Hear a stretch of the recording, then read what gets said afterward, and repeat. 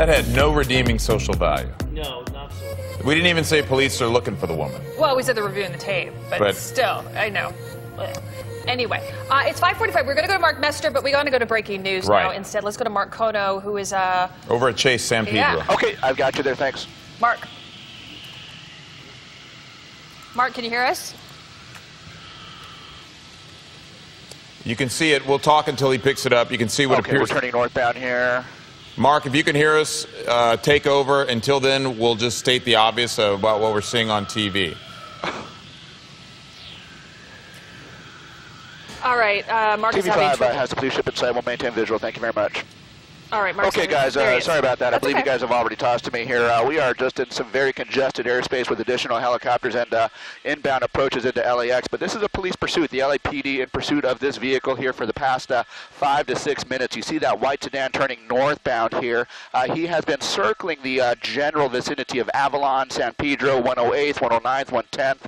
In this general vicinity here, this is going to be the Watts area as he makes an eastbound turn. We understand that he was initially wanted for some sort of a reckless driving infraction here, and now we have the LAPD in pursuit. We have at least 4 units of the LAPD in pursuit of this guy as he makes his way kind of through this general vicinity. He has, for the most part, been driving in circles. We will say that much. It's going to be north of the 105 freeway and just east of the 110 freeway, so it's right in the corridor for LAX, right in the corridor for Hawthorne Airport as well, so you can imagine the airspace here is incredibly busy at this point with some of the inbound arrivals and the outbound departures here. But again, this is going to be in South LA, the Watts area here, traveling eastbound and now northbound in some of the neighborhood streets here now. We don't know how many folks are in the vehicle at this point. Obviously, we do have a driver. We don't know if it's male or female or if there are any additional passengers at this point here. We will try and find that out for you, but he's just kind of winding around in circles, as you can see, coming through the neighborhood. Guys, I'm going to have to hand it back to you for just a moment. All right, Mark, thank you. Let's bring in Ginger Chan. And Ginger, what you're seeing here, at some point will police say, hey, you know, there's going to be kids that are getting ready to go to school soon. Not right now. It's 5:47 in the morning. But at what point might they back off? Okay. I think in a situation where they do see that they're getting closer to schools, the intersections are getting busier. You know, this is a time when maybe not so much kids, but people are, you know, walking to the bus stop and that type of a situation. Some of these streets, you know, Mark is talking about 108th, 109th, 111th, even though you see that it is residential, but also these are some larger streets that people would be driving on. He says it's just off the freeway, so through Watts, South LA, we can see that he's crossing through an intersection. And these are areas where they don't have the crosswalks where everything is stopped. Instead, they have the crosswalks where you see how everything is marked. And that's where you know you're supposed to stop when people are crossing, but there are no signals telling you, hey, this is a crosswalk. So like in a situation here, so very dangerous, of course, with this guy who's driving at, I wouldn't say a high rate of speed, but he is still going fast on streets. And as he is moving through some of these smaller streets now, you can see that it is quite the tight squeeze for all the people who live in this area, and maybe even some people who are coming off the 110, the 105, really close to those areas. Some people can see some of the airships, the helicopters, and that might be a reason that people are going to be slow in this spot as well, guys. Yeah, we also are getting reports right now that this is indeed a stolen car. Very little information at this moment about the suspect. We do know that this started just a few minutes ago. Mark Kono was one of the first to arrive over the scene. Let's get right back up to Mark Kono and give us the latest from his perspective. Mark. That's right, Megan and Ginger. He's going to be getting onto Imperial Highway here, just on the north side of the 105 freeway. Imperial Highway is a major thoroughfare that runs east-west just on the north side of the 105, and he is now eastbound on Imperial Highway, just coming up to an intersection here. We've got some cross-traffic that he's had to slow down for, but there he is in that number 1 lane of traffic. And, you know, we're talking about speeds probably in excess of 50 miles an hour, 60 miles an hour, and for street travel, that is fairly fast, and you can see he's kind of breaking away from the rest of the vehicles here that he is just passing up. Now, looking back, there are at least 4 units of the LAPD who are in pursuit of this guy alongside, while a helicopter that is overhead now. He's coming up on another intersection. Stop traffic light just turned green. He's going to be kind of weaving in and out and making a northbound turn. So he's going to be northbound from Imperial Highway on Compton, going away from the 105 freeway. So he is now coming into the Watts area and just into, well, what looks like one of the housing projects here. We'll try and get which one this is for you here, but he's now entered one of the housing projects, and he is going to be in the interior of it. It looks like, from what we can tell at first glance, just perhaps one person, the driver, inside this vehicle. He's going to be coming around the horseshoe here, so he's going to be making kind of a sweeping right turn, a little bit of a stretch, and then he'll be making another sweeping right turn, likely, as he comes around the horseshoe here in this housing project. Now, now he's going to be around the horseshoe, and now he's going to be making his way over towards the main street again. We believe that's going to be Compton. So he does have a car in front of him that he's going to be coming up to pretty quick here. So for that reason, he's making that evasive turn to the left. So now he's northbound, coming out of the housing project, and well, he's going to be staying in there. Now he's just kind of making a left. If you want to pull out to a slightly wider shot, just to give the folks perspective as to where we are, Eliana, we can just kind of widen out just for a little bit without losing the shot here. But we're in a housing project, and widen out just a tad bit. Yeah, there we go. And he's going to be leaving the project and heading westbound now, and so that looks like what he's going to be doing. Westbound over towards the main street again, and so now he is back on open streets, and in just half a block or so he'll have to make a left or a right turn, and we'll see what he does. We did understand that the left front brakes were extremely hot, red, by some of the folks who were able to see it here, but northbound now, so now he is on a major thoroughfare. He's out on open streets, and the LAPD again is making their way up to catch up to this guy. Again, 4 units of the LAPD in pursuit of this guy, a reckless driver, a stolen vehicle. This guy was lit up apparently, and the pursuit was on. Guys? Now, Mark, obviously the helicopters know exactly where this guy is, but we can't really see the officers behind him. You're saying there were about 4 officers following him. Was he able to lose them, or are they still behind him? They're essentially maybe 50 to 100 yards behind. As he was coming through the housing project, he was able to get a little bit of distance, but as he left the housing project, they were able to kind of get their speed back up, and so now they are pretty close behind.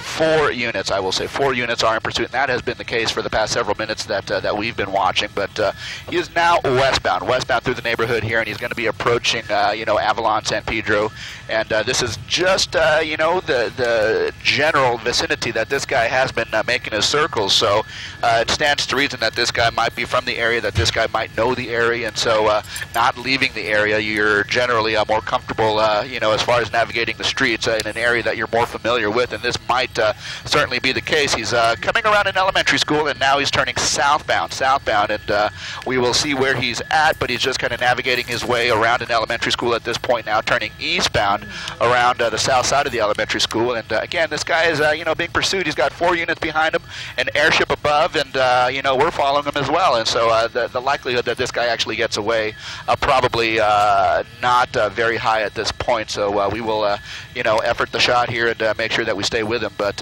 he is just again traveling at a fairly high rate of speed, kind of weaving in and out of traffic intersections there, and so coming up on cross traffic occasionally. And so this guy is what you would characterize as a dangerous driver. That is definitely the case here. Now just kind of traveling north, just north on this residential street, and we will kind of follow along and see what he does in terms of traffic on the roadway ahead of him. He's got 1 car that's turning left right in front of him, so as he comes up on that car, he's making another evasive turn to the left to avoid that. Traffic in the vicinity, the overall picture is traffic is very light at this point. Go ahead. No, and that's certainly good news. We can kind of make out almost sparks coming from that front Yeah, he left referenced wheel. it earlier, that heat from the braking, it could set that tire on fire eventually. Yeah, that's definitely a possibility here. It could do damage to the tire, it could do damage to the brakes. If the brake rotors are that hot, you can certainly assume that this guy has been traveling very fast and is doing some heavy braking. And so if the brake rotors are indeed that hot, then yeah, indeed the fire danger is there, and that might work in law enforcement's advantage in terms of being able to disable the vehicle, and we certainly hope that is the case. Now on this main street, he's just kind of traveling southbound about a mile away from the 105 freeway. He's going to be passing slower traffic. There are a couple of cars ahead of him, but for the most part the traffic is fairly light. As you can see, he doesn't have many issues in terms of being able to navigate the streets here, so he is freely able to move any which way he wants. So really we kind of hope for the possibility that maybe the car at some point becomes disabled, or maybe they're able to pit him, or because of the fact that he is traveling essentially in circles around the Watts area, maybe they will be able to set up some kind of a spike bike strip situation, but without any kind of knowledge of where this guy is going to be, it kind of makes that exceedingly difficult here. But there's that same elementary school that we were talking about just a couple of minutes ago. He's kind of making a turn or you know, a turn around it. So this is a familiar area where we just saw him traveling just a couple of minutes ago. So there he is, and now he's going straight over off to the west, over to the main street, and we'll see what he does. Does he make a left turn? Does he make a right turn? Or, in fact, just go through the intersection and go straight here? But he's going to have to slow down at any rate because there are cars that he's going to have to contend with. A lot of cross traffic there, so it looks like he's going to negotiate the right-hand turn northbound, and he's going to be encountering some slower traffic there. And as he tries to get away from the LAPD, he's going to have to negotiate some of that slower traffic, and there he goes. He's really moving, isn't he? Look at that, northbound on the main street. Go ahead, guys. What's up? Well, the question that I have is, this guy's clearly dangerous. He's a menace to society. At what point is the LAP less likely to do a pit maneuver and leave that up to the California Highway Patrol? What, if you know it, what would be the criteria where they say this guy is about to hurt somebody? Well, they're going to pit him certainly if speeds allow, and they think that it's a situation where the public and or property are minimally affected here. Right now, I would not say that is the ideal situation, in that this guy is traveling at a very high rate of speed. He's kind of blowing through intersections there and weaving in and out of lanes, so I wouldn't say that this is kind of the ideal situation for a pit maneuver. But he is now kind of moving northbound away from the area that we have been following him around, and now he's kind of moving away up towards South LA, up towards Manchester, in fact, and so he is kind of making his way north out of that area that we had seen him making circles in. So we, you know, will continue to watch here, but you know, certainly when you talk about a pit maneuver, we're talking about speeds somewhere in the 30, 35 miles per hour range, and you know, in a situation where it does minimal, where there is minimal impact to pedestrians, other commuters on the road. And so, you know, we're coming up on an intersection, at least the law enforcement guys are, and you know, because of his excessive speed, he's actually pulling away from some of the ground units. They are probably looking at maybe 2 blocks behind this guy as he makes his way northbound here. Of course, the police helicopter is right on him, and so they are kind of watching very closely to see what he does. But in terms of the guys on the ground, the 4 units that are following him on the ground, they're every bit of 2 blocks behind him as they make their way northbound here. So this is as far north, in fact, this is as far north as we've seen him go, and now he's made a westbound turn to the left, and we'll see if we can track him. And there he is, coming through the neighborhood streets. I've got you there, just off your left. And now he's going to be approaching a secondary main street here. And again, some of these ground units, the 4 ground units that were in pursuit, are about a block behind, so they are gaining some ground here. But now he's going to be making a right-hand turn. You saw that cross traffic there, very nearly colliding with him, and so to avoid that, he made a right turn northbound, and now he's going to be making another left turn off to the west. Now we are just looking about, okay, gotcha. Now we're about a couple of blocks away from the 110 freeway, just on the east side of it, as this guy kind of makes his way. He's slowing down a little bit as he kind of traverses, you know, the neighborhood here, coming up on a main street where he will have to make a decision: do I go left or do I go right? So let's see what he does. Does he continue to go north? And yes, he continues to go north. He's made a right turn, now northbound. Now this is going to be one of the major streets here, just on the parallel, just parallel the 110 freeway, about 2 blocks to the east. And so we continue to watch this guy. He continues to evade the efforts of the LAPD to stop him at this point. The airship is up above. We have ground units who are, well, essentially out of the picture at this point, being about 2 to 3 blocks behind him. They're just kind of following the report by the airship at this point, so no one in close proximity to him, at least on the ground. And down south of this location, near 109th, 108th, he is now traveling westbound towards the Harbor Freeway. Here, oh, there's a pedestrian now. We're starting to see more foot traffic. That guy wasn't very happy, right? Didn't stop, but now he is having to slow down a little bit because of the traffic there. That was Broadway that he just crossed over. We're trying to get a location on, we're listening in on the scanner by the LAPD, and they will give out locations in terms of where these suspects are. But he is traveling westbound on this major. We're widening out, just went under the 110 Harbor Freeway. He's going to continue westbound. All right, just went under the Harbor Freeway there, past Broadway, now heading westbound. This is at Florence, westbound Florence at Figueroa now. So now he's going to be heading kind of towards the Crenshaw district here, north of Inglewood, if he continues westbound on Florence. He slows down a bit. Now he's making a northbound turn. We'll get that. Now he's on Hoover. He's on northbound Hoover Street coming up from Florence.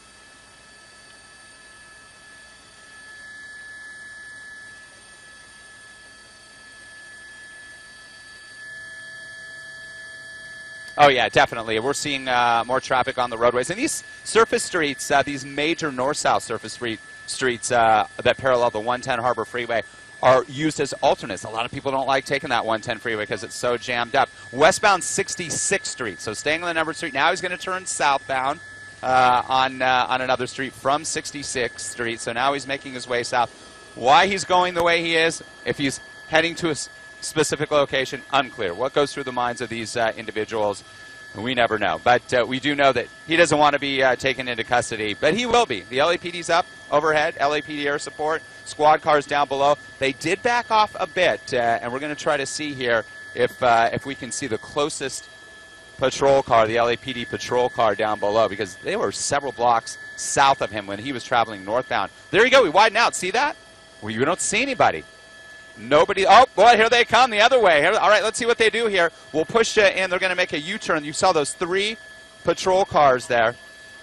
Coming up now on Florence, Vermont. He was on Vermont there, making northbound trek.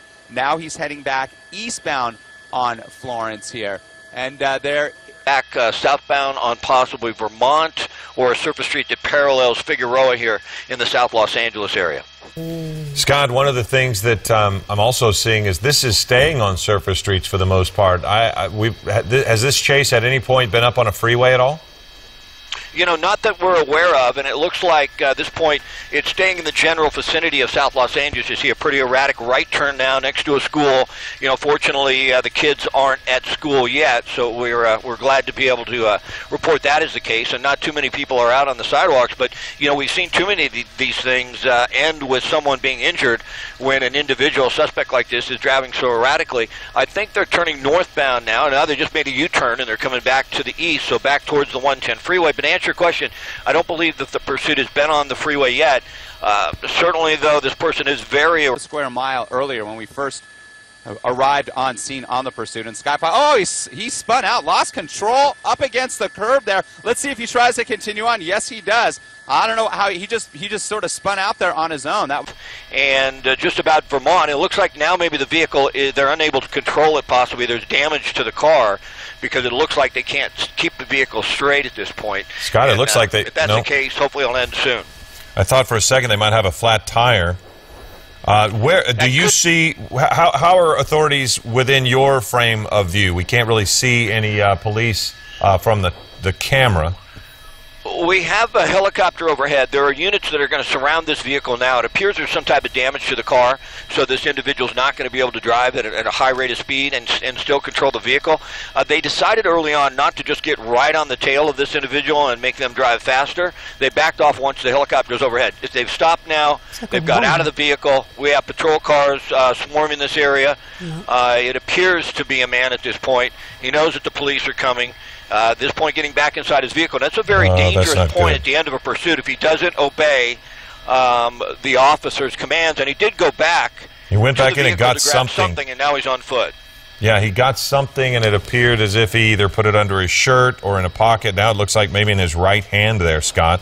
I'm not sure how good your monitor is. How close are... Yeah, it's never as good as yours. If it's a weapon, this is an extremely dangerous situation. But it looks like now his hands are up. Police have him down, prone on the sidewalk here in South Los Angeles, and the pursuit is over. You know, we watch these things, and what we want to happen every single time is nobody getting hurt, even the suspect, and it appears that that is the case. So fortunately, this has ended without incident. We didn't see the car hit any other vehicles, although it was very close. We don't believe that it hit or there was anyone injured in this case, and now the suspect, you can see, is in custody. Ooh, wow. That, thankfully, that ended peacefully.